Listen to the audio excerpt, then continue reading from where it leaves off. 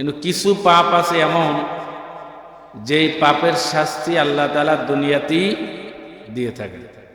আখিরাত তো আসি, নগদ দুনিয়ায়ও দিয়ে থাকে। তো এর আগে আমাদের বুঝতে হবে যে প্রত্যেকটা পাপের জন্যই দুনিয়াতে দেখা যায় কিছু অসুবিধা হয়ে যায়, কিছু ক্ষতিকর দিক আছে। যেরকম চেহারার নূর চলে যায়, বরকত চলে যায়, জীবনের বরকত থাকে না, মনের মধ্যে পেরেশানি, মনের মধ্যে শান্তি নাই, উদাসীন ভাব, এরকম বিভিন্ন ধরনের অসুবিধা গুনাহের কারণে হয়ে থাকে, যে কোনো গুনাহের জন্য। তো এরকম কিছু ভয়ঙ্কর প্রায় 10 থেকে 10টি গুনাহ আমরা পাই, যেই গুনাহের কারণে দুনিয়াতে শাস্তি আছে, দুনিয়াতেই অকল্যাণ আছে, আল্লাহ তাআলা দুনিয়াতেই তার শাস্তি দেবেন, আর আখিরাতের জন্য তো আসি। এর মধ্যে একটা গুনাহ হচ্ছে মিথ্যা বলা। এই মিথ্যা কথা বলার শাস্তি আল্লাহ তাআলা দুনিয়াতেই দিয়ে দেবেন। এই দুনিয়াতে শাস্তি পাওয়ার আর একটা পাপ হচ্ছে যাকাত না দেওয়া। যাকাত না দিলে তার শাস্তি দুনিয়াতেই হবে। কিভাবে হবে এটা সে হয়তো বুঝতেও পারবে না। যাকাত না দিয়ে হয়তো তার 5,000 10,000 টাকা হয়তো তার আছে, কিন্তু দেখা যাবে যে তার এই কারণে তার এমন একটা রোগ হয়েছে যে রোগে তার 50,000 টাকা চলে গেল। একটা অ্যাক্সিডেন্ট হয়েছে, কয়েক লক্ষ টাকা চলে যেতে পারে। এইভাবে দেখা যাবে যে তার শাস্তিটা দুনিয়াতেই সে পেয়ে যাবে। এরপরে আত্মীয় স্বজনের হক আদায় না করা, প্রতিবেশী আত্মীয় স্বজন, রক্ত সম্পর্কীয় আত্মীয় স্বজনের বন্ধন ছিন্ন করা, তাদের সাথে সম্পর্ক বজায় না রাখা, এর পাপ আল্লাহ তাআলা দুনিয়াতেই দিয়ে দেবেন, আর আখিরাতে তো আসি। আর যে ব্যক্তি রক্ত সম্পর্কীয় আত্মীয় সম্পর্ক ছিন্ন করে, তার সাথে আল্লাহ তাআলা সম্পর্ক ছিন্ন করে দেন, বলি নাউজুবিল্লাহ। আর আল্লাহ যার সাথে সম্পর্ক ছিন্ন করে দেন, তার দুনিয়াটা আযাবের জায়গা, দুনিয়াটা তার জন্য সংকীর্ণ, দুনিয়াটা তার জন্য থাকা নিরাপদ নয়, তার সব জায়গায় অশান্তির আগুন জ্বলতে থাকবে। এরপরে সুদ ঘুষ খাওয়া, এগুলো দুনিয়াতেই আল্লাহ পাক রব্বুল আলামিনের শাস্তি, এর আযাব দিবেন। দুনিয়াতেই দেখা যাবে যে তার এই সুদের কারণে, ঘুষের কারণে বিভিন্নভাবে তার কিন্তু এই টাকা, তার এই সম্পদ ধ্বংস হয়ে যাবে। হয়তো দেখতেছেন যে তাই সে অনেক টাকার মালিক, কিন্তু মুহূর্তের মধ্যে তার যে কোনো বিপদ হয়ে তার সম্পূর্ণ টাকা পয়সা সম্পদ কিন্তু লণ্ডভণ্ড হয়ে যায়। তো এই সুদ ঘুষের কারণে কি হয়, আপনার দুনিয়াতেই এই শাস্তি নগদ পেতে থাকে। এরপরে আপনার আমানতের খেয়ানত, আমানতের খেয়ানত করলে তার শাস্তি সে দুনিয়াতেই পেয়ে যাবে। মানুষকে দেখানোর জন্য দান করলে তার শাস্তি সে দুনিয়াতেই পেয়ে যাবে। তারপরে ব্যবসায় ফাঁকি দিলে এর শাস্তি সে দুনিয়াতেই পেয়ে যাবে। কুফরি করলে এর শাস্তি সে দুনিয়াতেই পেয়ে যাবে, না শুকরি করলে এর শাস্তি সে দুনিয়াতেই পেয়ে যাবে। আল্লাহ পাক রব্বুল আলামিন তাকে এই নিয়ামত দেওয়ার কারণে অসংখ্য অগণিত নিয়ামত দিয়েছে, কিন্তু নিয়ামতের শুকরিয়া তো আদায় করেই নাই। কেউ জিজ্ঞেস করলে কেমন আছে, আর কেমন আর আছে, গরিব মানুষ, চাউল কিনে খায়। এত শান্তিতে এত ভালো আল্লাহ তাআলা রেখেছেন, অথচ সে তার জবান থেকে আলহামদুলিল্লাহ শব্দ বের হয় না। কোনো মানুষ যদি তার শরীরটা সুস্থ থাকে, সে যতই অসহায় গরিব হোক, তার এর চাইতে আর বড় কোনো নিয়ামত নেই। তো আমাদের সমাজের অনেক মানুষ দেখবেন, যদি বলে কেমন আছে, আলহামদুলিল্লাহ বের হয় না। বিভিন্ন ধরনের কথা তাদের মুখ থেকে বের হয়। কেউ বলে যেমন দোয়া করছেন তেমন আছে, কি বলে না, যেমন দোয়া করছেন তেমন আছে। এই কি হলো? কেউ বলে আরে কেমন আর আছি, চাউল কিনে খাই। কেউ বলে কেমন আর থাকবো, গরিব মানুষ। বিভিন্ন ধরনের অসুবিধার কথা উল্লেখ করে, অথচ তার শুরুতে আল্লাহ তাআলা প্রশংসা আলহামদুলিল্লাহ বলতে হবে। এরপরে তার বিভিন্ন অসুবিধার কথা সে শেয়ার করতে পারে, বলতে পারে, কিন্তু শুরুতে আল্লাহ তাআলার প্রশংসা করে তার শুকরিয়া আদায় করতে হবে। সম্মানিত মুসল্লিয়ানে কেরাম, তো এই না শুকরি করলে এর শাস্তি আল্লাহ তাআলা দুনিয়াতেই দিয়ে দেবে। যে কোনো গজব, যে কোনো বিপদ, এই যে নিয়ামতের শুকরিয়া আদায় না করার কারণে আল্লাহ তাআলা তাকে নিয়ামত ছিনিয়ে নেওয়ার মাধ্যমে তাকে দুনিয়ার মধ্যেই শাস্তি দেবেন। তো এই জন্য আমাদের দায়িত্ব কর্তব্য হচ্ছে, যে যে অবস্থানে আছি সেই অবস্থান থেকে মহান আল্লাহ তাআলার শুকরিয়া জ্ঞাপন করা। যেহেতু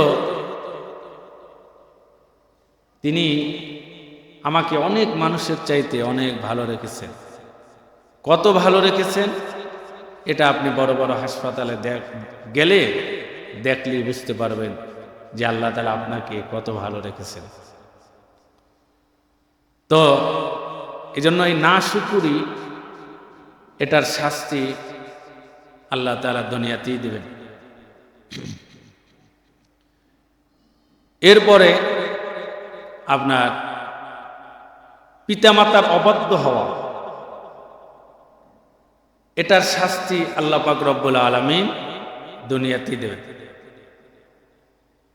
কেউ যদি পিতামাতার অবাধ্য হয়, তাহলে এই শাস্তি আল্লাহ তাআলা তাকে দুনিয়াতেই এর সাজা বা এর প্রতিফল দুনিয়াতেই দেবেন। কিভাবে দিবেন সেটা আল্লাহ তাআলার বিভিন্ন মাধ্যম আছে। আপনি আপনার মা বাবার কথা শুনলেন না, একদিন আল্লাহ তাআলা আপনাকেও সন্তান দান করবেন। তখন সন্তান আপনার কথা শুনবে না, তখন আপনি বুঝতে পারবেন যে আসলে মা বাবার কথা না মানলে মা বাবার মনে কত কষ্ট এবং কত আঘাত লাগে, তখন বুঝতে পারবেন। আজকে যাদের মা বাবা বেঁচে আছে তারা তো বুঝে না, বুঝে না। আল্লাহ পাক রব্বুল আলামিন আল্লাহ তাআলার ইবাদতের পরেই মা বাবার সেবা করা আল্লাহ তাআলা ফরজ করে দিয়েছেন। আল্লাহর ইবাদতের পরেই মা বাবার স্থান। আকাদা রাব্বুকা আল্লা তা'বুদু ইল্লা ইয়্যাহু ওয়া বিল ওয়ালিদাইনি ইহসানা। আল্লাহ পাক রব্বুল আলামিন ইবাদতের পরে মা বাবার সাথে সুন্দর ব্যবহার, সুন্দর আচরণ, ভালো আচরণ করা, এটা আল্লাহ পাক রব্বুল আলামিন বান্দার জন্য ফরজ করে দিয়েছেন। সম্মানিত হাজিরিন, আপনারা যারা এখানে আছেন, অনেকের মা বাবা বেঁচে নাই, মা বাবা বেঁচে থাকলে তার কিছু দায়িত্ব আছে, আবার মা বাবা দুনিয়া থেকে বিদায় হয়ে চলে গেলে তখনও সন্তানের কিছু দায়িত্ব থাকে। মা বাবা দুনিয়াতে থাকলে তাদের সাথে 1 নাম্বার দায়িত্ব মা বাবার শুকরিয়া আদায় করা, মা বাবার ভালো গুণগুলো মানুষের সামনে বর্ণনা করা। কিন্তু আমাদের সমাজে এরকম মানুষ আছে যে মা বাবার বদনাম মানুষের কাছে বলে বেড়ায়, এমনকি মা বাবাকে মানুষের সামনে পর্যন্ত অপমান করে, তাদের সাথে উচ্চ কণ্ঠে কথা বলে। অথচ মা বাবার সাথে নিম্ন স্বরে কথা বলা, নরম স্বরে কথা বলা, এটা আল্লাহ তাআলা নিজেই ফরজ করে দিয়েছেন। তাদের সাথে ধমক স্বরে কথা বলা এটা হারাম। এমনকি আপনার কণ্ঠের চাইতে উঁচা কণ্ঠ, বাবা মায়ের কণ্ঠর চাইতে উঁচা কণ্ঠ করা এটাও হারাম। আর তোর বাবা মায়ের কণ্ঠের চেয়ে সন্তানের কণ্ঠ উঁচা হতে পারবে না। তাদের সাথে নরম স্বরে কথা বলা এটা আল্লাহ তাআলা ফরজ করে দিয়েছেন। সম্মানিত হাজিরিন, তো বাবা মা বেঁচে থাকতে সন্তানের কিছু দায়িত্বের মধ্যে একটা হচ্ছে তাদের শুকরিয়া আদায় করা, তাদের সাথে ভালো ব্যবহার করা, যথাসম্ভব তাদের খোঁজ খবর নেওয়া এবং তাদের জন্য বেশি বেশি দোয়া করা, সেবা যত্ন করা। যখন বাবা মা বিদায় হয়ে যাবে তখনও সন্তানের কিছু দায়িত্ব আছে। 1 নাম্বার দায়িত্ব বাবা মায়ের ঋণ পরিশোধ করা। তারা যদি মানুষের কাছে কোনো ঋণগ্রস্ত অবস্থায় মারা যায়, সন্তানের জন্য উচিত হচ্ছে ওই ঋণ বাবা মায়ের জানাজার আগে ঋণ পরিশোধ করা।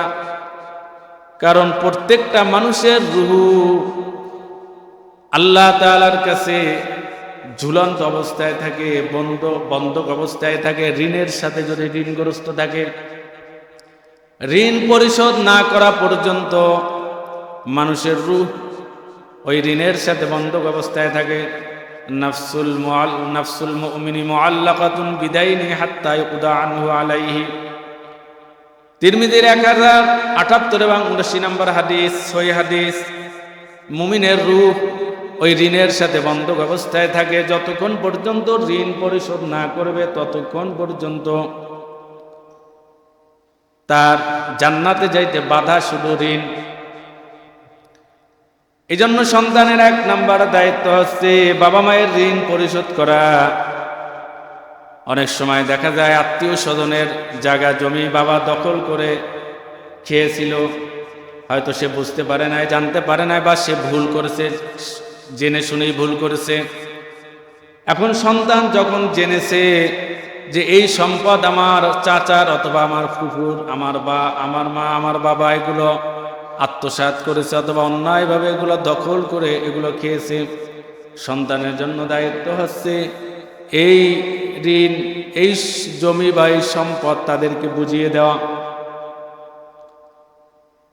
সম্মানিত হাজিরিন, বাবা মা বিদায়ের পরে সন্তানের আরো একটা দায়িত্ব হচ্ছে যে বাবা মায়ের সাথে যাদের ভালো সম্পর্ক ছিল, বন্ধু বান্ধব ছিল, যাদের সাথে আপনার বাবা মায়ের ভালো সম্পর্ক, তাদের সাথে আপনিও সুসম্পর্ক রাখবেন। এটা আপনার দায়িত্ব, হক। এটা আপনার জন্য হক, আপনার জন্য এটা দায়িত্ব। এরপরে বাবা মায়ের জন্য বেশি বেশি ইস্তেগফার করা, দোয়া করা। কিন্তু দুর্ভাগ্য, আমাদের কপাল পোড়া এমন মুসলমান যে নিজের মায়ের জন্য, নিজের বাবার জন্য দোয়া করবে সেটাও পারে না। নিজের মায়ের জন্য, বাবার জন্য দোয়া করতেও জানে না। নিজের মায়ের জন্য, বাবার জন্য দোয়া করার জন্য কি হুজুর লাগে, ভাড়াটিয়া লাগে? তুমি যদি আর কিছু না জানো, তুমি তো এটা জানো যে হে আল্লাহ, আমার আব্বাকে, আমার আম্মাকে মাফ করে দাও। এটা তুমি যত পারো তত বেশি বলো। একটা শব্দ তুমি 1000 বার বলো। কিন্তু আমাদের সমাজে দুঃখ, কপাল পোড়া মুসলমান সন্তানগুলোকে এমনভাবে বানিয়েছি, আমাদের সন্তানগুলো এমন শিক্ষা ব্যবস্থা আমরা করিয়েছি, যেই শিক্ষা ব্যবস্থায় সন্তান আপনার জন্য দোয়াও করতে পারবে না, জানাজা দেওয়া তো দূরের কথা, আপনার জন্য দোয়াও করতে পারে না, এমনকি কবরের কাছে যাই সালাম দিবে সেটাও বোঝে না। এমন সন্তান আমরা রেখে যাচ্ছি। প্রত্যেকটা মুসলমানের কলিজার মধ্যে আশা থাকা উচিত যে আমি মৃত্যুর পরে আমার কলিজার টুকরা সন্তান আমার জানাজা দিবে। তাহলে আপনি হচ্ছেন সুযোগ্য পিতা। সন্তান জানাজা দিতে কি বড় আলেম লাগে? আপনারা বলেন তো, বড় আলেম লাগে? মাওলানা হওয়া লাগে? হাফেজ হওয়া লাগে? না, দিনদারিতে লাগে। কি লাগে? দিনদারি লাগে, মাসালা মাসাইল শিক্ষা লাগে, সহি কোরআন তেলাওয়াত লাগে, সহি দোয়া জানা লাগে, তাহলেই তো সে জানাজা দিতে পারে। তার তো বড় আলেম হওয়া লাগবে না, হাফেজ হওয়া লাগবে না, সে সহি কোরআনের তেলাওয়াত আর মাসালা মাসাইল জানলেই সে কি পারবে? জানাজা দিতে পারবে। আবার আমাদের সমাজের যে শিক্ষা কারিকুলাম, এই শিক্ষা ব্যবস্থা, এগুলো সবগুলো নাস্তিকদের পরিণত শিক্ষা ব্যবস্থা। এই শিক্ষা ব্যবস্থায় 22 বছর ধরে একটা ছেলে বা একটা মেয়ে লেখাপড়া করবে, লক্ষ লক্ষ টাকা, পিতার ঘাম ঝরানো টাকা ব্যয় হবে, কিন্তু এত লক্ষ কোটি টাকা ব্যয় হওয়ার পরেও 22 বছর লেখাপড়া করার পরেও সহি করে কালিমা পড়তে পারে না। এই হচ্ছে আমাদের দেশের শিক্ষা ব্যবস্থা। কুফুরি শিক্ষা ব্যবস্থা এমন ভাবে ঢেলে সাজিয়েছে, একটা ছেলে সব শিখবে, কোরআন হাদিস শিখতে পারবে। কোরআন হাদিসের কোনো জ্ঞান সেখানে নাই। অজু কিভাবে করতে হবে সেই জ্ঞান সেখানে শিক্ষা দেওয়া হয় না। নামাজ কিভাবে পড়তে হবে সেই জ্ঞান সেখানে শিক্ষা দেওয়া হয় না। এমনকি ধর্ম শিক্ষা তাও নিশ্চয় আবার হিন্দু সারে। এই ইতিহাসও আছে না নাই? শিক্ষা ব্যবস্থা এমনভাবে আমাদের সমাজে, অথচ এই সমাজে 90 থেকে 92% মুসলিম, অথচ সেই দেশে শিক্ষা ব্যবস্থা এমনভাবে করা হয়েছে, যদি স্কুল কলেজে আরবি শিক্ষা বাধ্যতামূলক করা হতো তাহলে তো এই আলাদা মাদ্রাসা করার কোনো প্রয়োজন ছিল না। একই শিক্ষায় বাচ্চারা, ছেলেরা, মেয়েরা আরবিও শিখবে, নিজের ধর্ম সম্পর্কে জানবে, মাসালা মাসালা শিখবে, সহি কোরআন তেলাওয়াত শিখবে, দ্বীনের ইলম শিখবে, সাথে সাথে জাগতিক শিক্ষাও সে পাবে। এটা আমাদের মুসলমানদের, প্রত্যেকটা মুসলমানের হৃদয়ের দাবি। ঠিক কিনা বলে? ঠিক বলতে হবে, কষ্ট আছে। সম্মানিত হাজিরিন, তো আমার সন্তানকে এমন বানাতে হবে যে আমি মৃত্যুর পরে যেন আমার সন্তান আমার জানাজা দিতে পারে। এই জন্য বড় কোনো আলেম হওয়া লাগবে না, বড় হাফেজ হওয়া লাগবে। সম্মানিত হাজিরিন, তাহলে যেই সন্তান আপনার জানাজা দিতে পারে না, সহি কোরআন তেলাওয়াত করতে পারে না, মাসালা মাসাইল জানতে পারে না, তাহলে আপনি আপনার সন্তানের দায়িত্ব পালন করেন নাই। তাহলে সন্তানকে আপনার দায়িত্ব পালন করবে? এত সহজ করবে না। তা আমি বলতেছিলাম, এটা আলোচ্য বিষয় না। আলোচ্য বিষয় হচ্ছে যে বাবা মায়ের মৃত্যুর পরে সন্তানের কিছু দায়িত্ব আছে। এর মধ্যে একটা দায়িত্ব যেটা আলোচনা করতেছি সেটা হচ্ছে যে বাবা মায়ের মৃত্যুর পরে বেশি বেশি সন্তান দোয়া করবে, তাহাজ্জুদ নামাজ পড়ে দোয়া করবে। তারপরে আপনার যেই সময় হাঁটতেছে, চলতেছে, দোয়া করার জন্য কবরস্থানে যাওয়া জরুরি না, দোয়া করার জন্য কোনো অনুষ্ঠান জরুরি না, দোয়া করার জন্য কোনো খাওয়ার অনুষ্ঠান জরুরি না। এগুলো তো সব বিদআত, কুসংস্কার। বরং সন্তান নামাজ পড়ে চোখের পানি ফেলে ফেলে মায়ের জন্য, বাবার জন্য দোয়া করবে। এটাই নবীজি শিক্ষা দিয়েছেন, এটাই ইসলাম শিক্ষা দেয়। সম্মানিত হাজিরিন, আমাদের সমাজে এমন বাবা, এমন মা, এমন সন্তানও রেখে যাচ্ছে, আমরা চোখের সামনে দেখতেছি। যে বাবা মায়ের মৃত্যুর পরে দাফন দেওয়ার পরে ওই সন্তান 3 দিন পরে একটা বড় অনুষ্ঠান দিয়ে খাওয়ার অনুষ্ঠান করে এরপরে নামাজ কালাম সব কিছু ভুলে যায়। বড় আশ্চর্যের বিষয়, বড় পরিতাপের বিষয় যে আমার মাকে বাবাকে আমি কবরে রাখলাম, কবরে রাখার পর আমি কিভাবে নামাজ ভুলে যাই, আমি কিভাবে নামাজ কাজা করি। নামাজ কাজা করলে, নামাজ বাদ দিলে তো আমার কোনো দোয়া কবুল হবে না। আপনাদের আকীদা কি? এতদিন কি আলোচনা শুনলেন? নামাজ না পড়লে তার কোনো দোয়া, দান সদকা কিছু কবুল হয়? কথা বলেন। নামাজ না পড়লে তার দোয়া কবুল হয়? তাহলে সে মায়ের জন্য, বাবার জন্য কিভাবে দোয়া করবে যদি সে নামাজ না পড়ে? তুমি কি একবারও চিন্তা করো না কাকে তুমি কবরে রাখছো? মাকে কবরে রেখেছো, বাবাকে কবরে রেখেছো, অথচ মা কোন জিনিসের নাম? মা হচ্ছে ওই জিনিসের নাম যেই মা তোমার জন্য সারাটা জীবন, তোমার সুখ শান্তির জন্য তার জীবন উৎসর্গ করেছে। নিজের সুখ শান্তি বিসর্জন দিয়ে সন্তানের সুখ শান্তির জন্য যেই মা সারাটা জীবন কষ্ট করলো, পরিশ্রম করলো, নিজে না খাওয়ায় তোমাকে খাওয়াইলো, সেই মাকে তুমি কবরে রেখেছো, অথচ তুমি সেই আল্লাহকে ভুলে যাও, নামাজ ভুলে যাও। তাহলে তুমি কিভাবে মায়ের জন্য দোয়া করবা? বাবা কোন জিনিসের নাম তুমি কি জানো? বাবা হচ্ছে ওই জিনিসের নাম 2 মাইল 2 কিলোমিটার পথ পায়ে হেঁটে 10 টাকা খরচ করে, গাড়িতে না যে, ভ্যানে না যে, 2 কিলোমিটার হেঁটে এরপরে 10 টাকা বাঁচায়া তোমার জন্য মজা নিয়ে আসছে, তার নাম হচ্ছে বাবা। তুমি কি একবারও চিন্তা করো না কাকে তুমি কবরে রেখেছো? অথচ এরপরে তুমি কিভাবে নামাজ ভুলে যাও? সম্মানিত হাজিরিন, তাহলে সুসন্তান যাদের মধ্যে অনুভূতি আছে, হৃদয় আছে, তারা মাকে বাবাকে কবরে রেখে নামাজ ভুলে যেতে পারে না।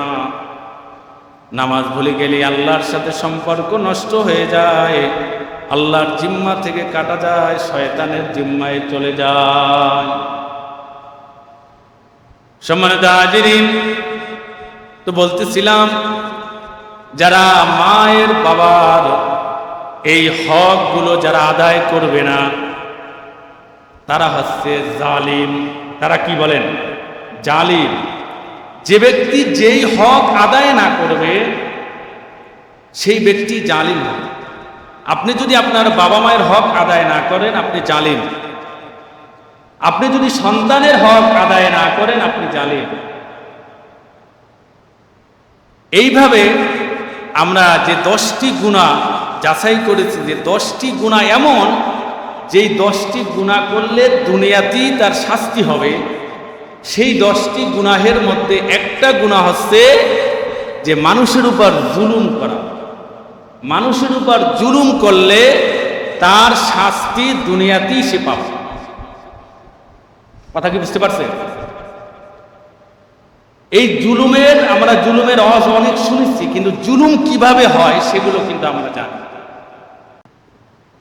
জুলুম কিভাবে হয় একটু খেয়াল করে। একজন নেতা হাসপাতালে গিয়েছে, হাসপাতালে যাওয়ার সাথে সাথে সে চিকিৎসা পায়, উন্নত চিকিৎসা। আর একজন গরিব মানুষ গিয়েছে, অসহায় মানুষ, সাধারণ মানুষ গিয়েছে, চিকিৎসা পেতে পেতে রোগী এদিকে মারা গিয়েছে। 24 ঘন্টা চলে যায়, 2 দিন চলে যায়, এরপরেও ভালো চিকিৎসা পায় না। এটা হচ্ছে জুলুম। এটা কি? জুলুম। এরপরে একজন নেতা 24 ঘন্টার মধ্যে আইডি কার্ড পেয়ে যায়, আর সাধারণ মানুষের, আবার আপনারা মনে কিছু করেন না যে নেতার বিরুদ্ধে বলেছে, আসলে মূলত জুলুম কাকে বলে এটা আগে বুঝেন। এই বৈষম্য কেন? একজন নেতার যে অধিকার আছে দেশের মধ্যে, একজন সাধারণ মানুষেরও সেই অধিকার আছে। কথা কি বুঝতে পারছেন? এটা হচ্ছে ইসলাম। একজন নেতা মনে করেন 24 ঘন্টার মধ্যে আইডি কার্ড পেল, আর একজন সাধারণ মানুষ সপ্তাহের পর সপ্তাহ, মাসের পর মাস, বছরের পর বছর ঘুরেও আইডি কার্ড পায় না। এটা হচ্ছে জুলুম।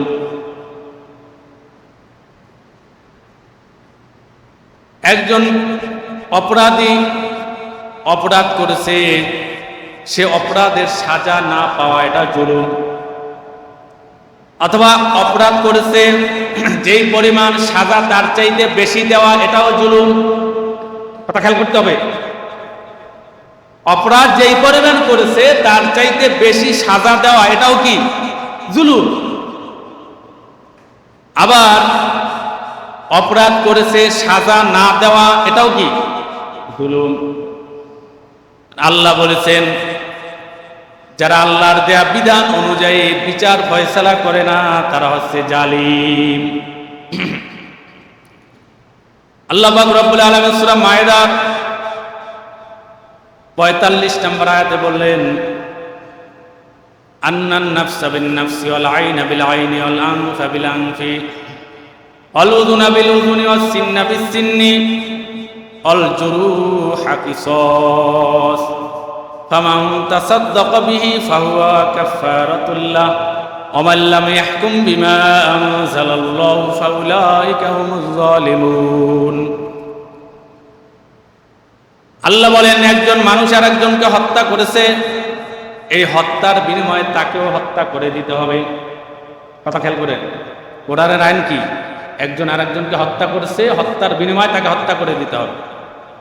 যদি এরকম একটা ঘটনা, হত্যা এরকম হয় আমাদের সমাজে, দেখবেন এক মুহূর্তের মধ্যে গোটা দেশের মধ্যে হত্যা বন্ধ হয়ে যাবে। একটা বিচার হলেই ভয়তে মানুষ হত্যার চিন্তাই করবে না, সাথে সাথে হত্যা বন্ধ হয়ে যাবে। যদি একজন মানুষের জীবন গেল এর উসিলায়, এই জন্যই তো আল্লাহ তাআলা বলেছেন যে এই কিসাসের মধ্যে, কিসাস মানে যে অপরাধ যে করেছে তার সাথে ওরকমই করা হবে। কেউ একটা দাঁত ভেঙেছে, দাঁতের বিনিময়ে অচ্ছিন্না বিচ্ছিন্নি, দাঁতের বিনিময়ে দাঁত ভেঙে দিতে হবে। নাক ভেঙে দিয়েছে, নাকের বিনিময়ে তার নাক ভেঙে দিতে হবে। হাত ভেঙে দিয়েছে, হাতের বিনিময়ে তার হাত ভেঙে দিতে হবে। হত্যা করেছে, হত্যার বিনিময়ে তাকে হত্যা করে দিতে হবে। এই আইনটা আল্লাহর। জোরে বলেন, কার আইন? কোরআনের আইন। সূরা মায়েদার দলিল দিয়ে বললাম। এই জন্যই আল্লাহ বলেছেন যে কিসাসের মধ্যে তোমাদের জীবন নিয়ত। ওয়ালাকুম ফিল কিসাসি হায়াতুন ইয়া উলিল আলবাবি লাআল্লাকুম তাত্তাকুন। আল্লাহ বলেন এই কিসাসের মধ্যে, অর্থ যে তোমার সাথে যেরকম আচরণ করেছে তার সাথে ওরকম এটা করার নাম আছে কিসাস। এটার মধ্যে তোমাদের জীবন নিহত। জীবন নিহত তার মানে হচ্ছে, যদি এই বিচারটা এরকম সঠিকভাবে কোরআন অনুযায়ী হয়, এই এলাকার মধ্যে ধরেন একজন আরেকজনকে হত্যা করেছে, হত্যার বিনিময়ে তাকে যদি হত্যা করা হয়, তাহলে তামাম দেশের মধ্যে সকল হত্যা বন্ধ হয়ে যাবে। আজকে ফ্রিজের মধ্যে লাশ, বাবা ছেলেকে খুন করে লাশ ফ্রিজের মধ্যে রেখে দিয়েছে। চাচা ভাইয়ের করে খুন করেছে, স্বামী স্ত্রীর খুন করতেছে, স্ত্রী স্বামীকে খুন করতেছে, সন্তান বাবাকে খুন করতেছে। বাগানের মধ্যে লাশ, নদীর মধ্যে লাশ, বিলের মধ্যে লাশ, ঘরের মধ্যে লাশ, বস্তার মধ্যে লাশ, লাশ মানুষ মেরে ঘরের মধ্যে কবর দিয়ে রাখতেছে। এত হত্যা কেন? কোরআনের আইন নেই। আল্লাহ যে বিধান দিয়েছেন সেই বিধান নাই দেখি আজকে এত হত্যা বেড়ে গেছে, এত ধর্ষণ বেড়ে গেছে। যদি একটা ধর্ষণের বিচার হতো কোরআন দিয়ে, তামাম দেশের মধ্যে সকল ধর্ষণ বন্ধ হয়ে যেত। যদি বিবাহিতরা ধর্ষণ করে বা জেনা ব্যভিচার করে, তাকে পাথর মেরে, তার বুক পর্যন্ত পাথর মেরে তাকে হত্যা করতে হবে। যতক্ষণ পর্যন্ত না মারবে ততক্ষণ পর্যন্ত পাথর মারতেই থাকতে হবে। এটা ইসলামের আইন। কারণ এইটা যদি এই সমাজের মধ্যে মনে করেন, এই মাঠের মধ্যে সবাই জুমার নামাজের পরে এটা করা হয়, তাহলে দেখবেন এলাকার মধ্যে কেউ এই ধর্ষণ আর জেনা ব্যভিচারের চিন্তা ভাবনাও করতে পারে। এই জন্যই আল্লাহ তাআলা এর মধ্যে কি রাখছেন? জীবন রেখে দিয়েছে, এর মধ্যে কল্যাণ রেখে দিয়েছে। এর চাইতে শ্রেষ্ঠ আইন দুনিয়ার মধ্যে আর কিছু না। ইংরেজ যে আইন আমাদেরকে দিয়েছে, দেখেন বাংলাদেশে অনেক কিছু পরিবর্তন হয়েছে। ইংরেজদের আইন, আইয়ুব খানের আইন, অমুকের আইন, তমুকের আইন কিন্তু পরিবর্তন হয় নাই। অনেক কিছু পরিবর্তন হয়েছে, এই আইন পরিবর্তন করে নাই। কারণ যারা অপরাধী তারা কিন্তু কোরআনের আইন চায় না। মানে এই অপরাধ করলে, চুরি করলে হাত কাটা যাবে, আইন চোরেরা চাবে, দর্শক চাবে যে কোরআনের আইন চালু হোক? কোনোদিন চাবে না। এটা তারা চায় না। ব্রিটিশ যে আইন আমাদেরকে দিয়েছে, আপনার ভাই হত্যা হয়েছে, আপনি বিচার মামলা দিতে দিতে দিতে 30 বছর পর্যন্ত চলে যাবে। এরপরে আপনার জোতা ক্ষয় হবে, টাকা পয়সা ক্ষয় হবে, চিন্তা করবেন ভাই চলে গেল, এদিকে টাকা পয়সা জমি জমা সব চলে গেল, যাক এখন আর বিচার চাইতো আর যায় না, শেষ। সম্মানিত হাজির, এই হচ্ছে জুলুম। এই জুলুম আজকে ঘরে ঘরে সমাজের প্রত্যেকটা রন্ধ্রে রন্ধ্রে আজকে জুলুম ঢুকে গেছে। এই কারণে দেশের মধ্যে কি নাই? শান্তি নাই, আপনার সমাজের মধ্যে শান্তি নেই। আপনার বাবা ছেলের উপর জুলুম, ছেলে বাবার উপর জুলুম, স্বামী স্ত্রীর উপর জুলুম, স্ত্রীর স্বামীর উপর জুলুম, চলছে এই জুলুম।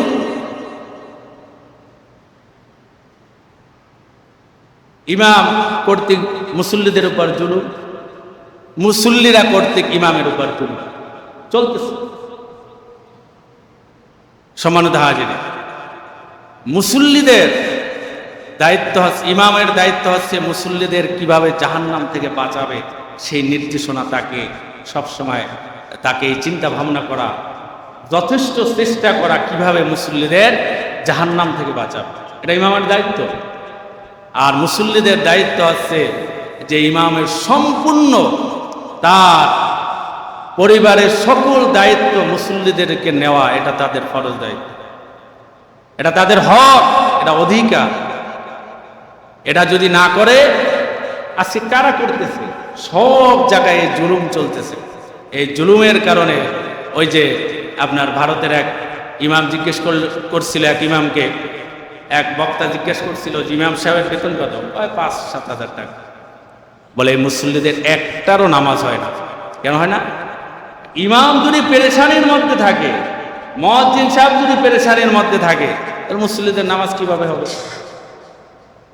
ইমামকে মুয়াজ্জিনকে সম্পূর্ণ পেরেশান মুক্ত রাখা, এটা মুসল্লিদের দায়িত্ব, এটা কমিটির দায়িত্ব, এটা হক। বেজার হয় না, রাগ করে না, সব মসজিদে চলতেছে। আপনাদের মসজিদে আমাদের কেশিয়ার সাহেব, আমাদের সেক্রেটারি সাহেব, তারা যথেষ্ট চেষ্টা করে, তারা যথেষ্ট ভালো, কিন্তু আপনারা সকলে মিলে যদি সাড়া না দেন, তাদের কাছে কি সম্ভব? বলেন সম্ভব? কিন্তু এই দায়িত্ব আপনারা কতটুকু পালন করছেন, কিয়ামতের দিন জিজ্ঞেস করা হবে কতটুকু দায়িত্ব পালন করতে পেরেছেন। অথচ এই দায়িত্বের ব্যাপারে কোনো খবর নাই। ইমাম মুয়াজ্জিন খায়া থাকে না খায়া থাকে, দায়িত্বের ব্যাপারে কোনো খবর নাই। আপনাদের ব্যাপারে একটু এদিক সেদিক হলেই এমন ব্যবহার আপনারা শুরু করেন যেগুলো মানুষের থেকে ব্যবহার আশা করা যায় না, যে মানুষ এভাবে মানুষের সাথে ব্যবহার করতে পারে, বা একজন ইমামের সাথে একজন মুয়াজ্জিন সাহেবের সাথে এরকম ব্যবহার করতে পারে। অথচ সম্মানিত হাজিরিন, এই কথাগুলো আমাদের বুঝতে হবে। এই জুলুম আজকে সব জায়গায় চলছে। আমাদের একটু ভেবে দেখা উচিত, চিন্তা করা উচিত যে আমাদের সকলের মিলে এটা দায়িত্ব। আমরা 50-100 জন মুসল্লি মিলে যদি ইমাম মুয়াজ্জিন তাদের যদি আমরা সন্তুষ্ট করতে না পারি, তাদের পেরেশানি যদি আমরা মুক্ত করতে না পারি, একটা সংসারে মনে করেন বর্তমানে 25-30 হাজার টাকার নিচে চলে না। চলে? আপনারা বলেন চলে? আপনারা সব শিক্ষিত মানুষ, চলে? তাহলে যদি এই কম বেতন হয়, 5-7 হাজার টাকা বেতন, বাকি টাকা সংগ্রহ করতে তাহলে ইমাম মুয়াজ্জিনদের কত ঘাম জড়াতে হয়, কত পরিশ্রম করতে হয়, কত জায়গায় যেতে হয়। তাহলে এই যে পেরেশানি আর এই যে হয়রানি, এগুলো সব এই মুসল্লিদের কারণে এগুলো করতে হয়। অথচ মুসল্লিদের দায়িত্ব, কর্তব্য হচ্ছে যে ইমাম মুয়াজ্জিনদের সম্পূর্ণ পেরেশান মুক্ত রাখা, তা আপনাদের দায়িত্ব। এই দায়িত্বটা আজকে বলে দিলাম, আপনারা মাথায় নেবেন, চিন্তা ভাবনা করবেন নিজেদের দায়িত্ব সম্পর্কে। আমাদেরও দায়িত্ব আছে, আমরা যথেষ্ট চেষ্টা করতেছি দায়িত্বগুলো পালন করার জন্য।